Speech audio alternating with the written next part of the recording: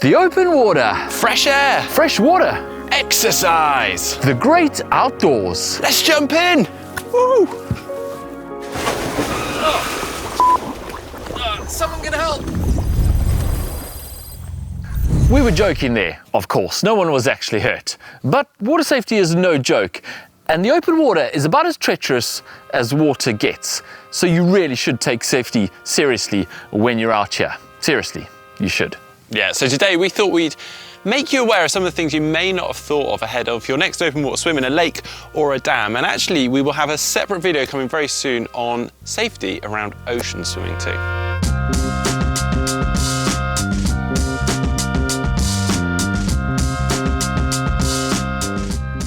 Starting with where you swim is possibly decided for you because there may be limited options available, but perhaps you'll go on holiday somewhere and be presented with a dam or a lake or a lagoon and wonder, can I get a cheeky swim in there? The answer depends on a whole bunch of safety considerations, and we'll get to those later, but generally it's best to use a supervised venue. Open water swimming is more popular than ever these days, so chances are there is an open water swimming venue nearby that you can use, and it's best to use that than go in somewhere where the locals look at you and think, what is that person doing? I wouldn't swim in there if you paid me. Well, first up, goggles are a no-brainer, but you should probably also wear a swim cap, not to save your hair, but actually to be better seen. And in fact, you should wear a nice bright colour when you're swimming in the open water for that.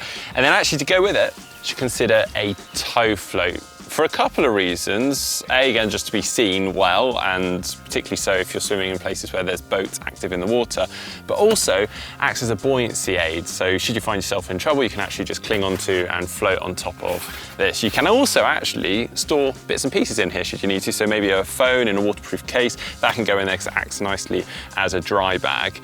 And a nifty little hack with these is you can actually put little lights in there should you be swimming in slightly gloomier or low light conditions, and this will almost illuminate and again be better seen. And actually tow floats are compulsory at some open water swim venues, so do check beforehand. And one final one, don't forget your sunblock. Know the conditions. This may seem overly cautious in a lake or a dam. It's not quite like the ocean where conditions can get sketchy rapidly. But it is worth knowing what the prevailing weather conditions are, and if it's going to be really windy or choppy out there. It can be a lot more choppy out in the middle of a lake or dam than it is near the edge. And then you need to pay attention to the temperature. And when we talk about temperature, it's both the air temperature and the water temperature. This is not only so that you know what to wear, both in the water and immediately afterwards if you're going to get cold, but also so that you don't put yourself in difficulties. Now, water temperature in the ocean is generally published. You can get it online. In a swim venue, they'll generally publish it somewhere on their boards or at the entrance so that you know what the water temperature is. But if you don't have that available, you need to assess that water temperature before you go too far away from your exit point. You don't want to find yourself in the middle of a lake or a dam and suddenly getting so cold that you can't function or can't get to the exit point. So if you're not sure of the water temperature, stay close to the exit while you acclimatize and figure out how cold you're actually going to get before you swim too far away.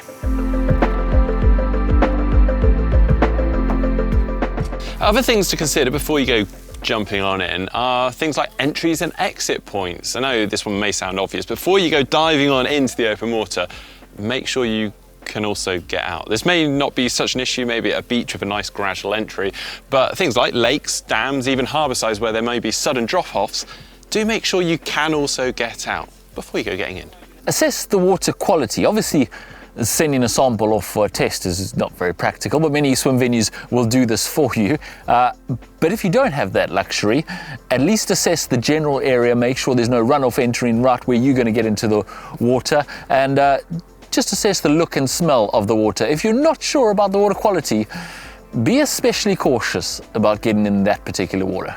Also check for signposted hazards, things like weirs, underwater drains and so on, and then also non-signposted hazards, things that you may be able to see like submerged trees, branches, and also debris.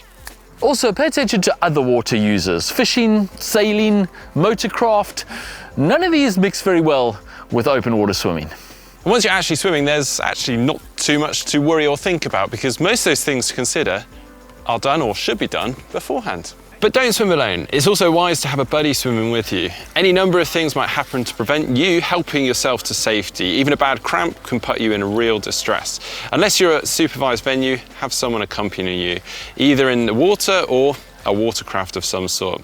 Also, unless there is a known route, it's safer to swim parallel to shore rather than straight out and back. Your exit point may not be optimal if you run into trouble, but it'll be better than being in the middle of a lake. When you get out of the water, watch out for underwater hazards that can cut or scrape. Probably the most common issue when it comes to wild swimming. In fact, if the exit is particularly hazardous or completely unknown, it may be less comfortable, but maybe worthwhile wearing some protective water shoes whilst you swim.